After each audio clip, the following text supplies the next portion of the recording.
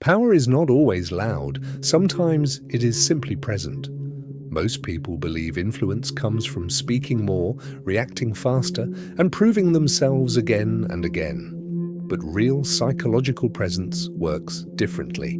It moves quietly. It waits. It observes. In every room, there is always someone who talks the most, someone who tries the hardest to be seen, and someone who keeps explaining their position.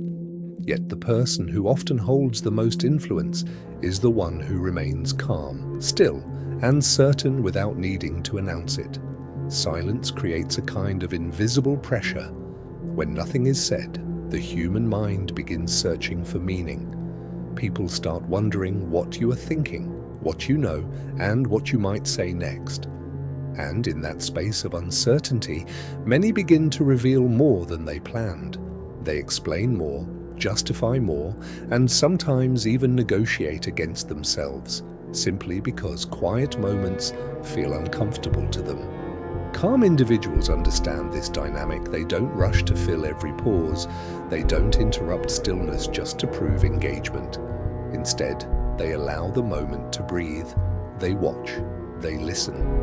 They notice small signals most people miss: tone changes, hesitation, body language shifts, the subtle moments where confidence weakens and certainty fades. Observation gives them information, and information quietly builds control. This does not mean withdrawing or becoming passive. It means choosing responses instead of reacting automatically. It means letting others show their intentions first. When you slow your reactions, your decisions become clearer, your words become fewer, and each sentence begins to carry more weight.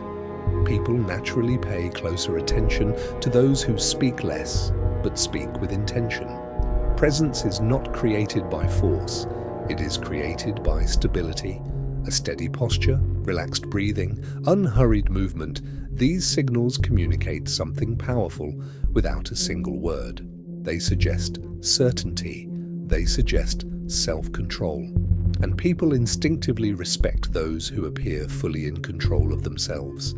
Because if someone can manage their own reactions, others assume they can manage situations as well.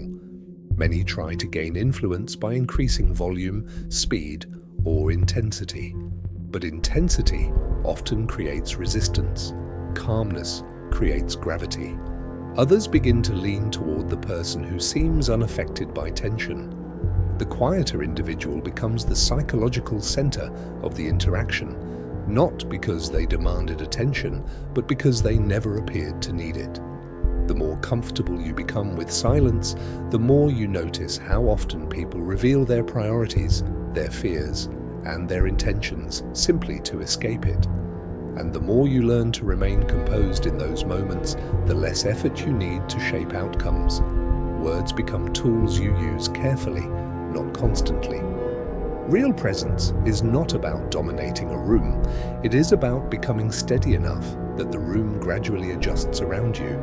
When your pace slows, conversations slow. When your reactions calm, tension lowers. And when your words finally arrive, they carry a clarity that noise can never achieve.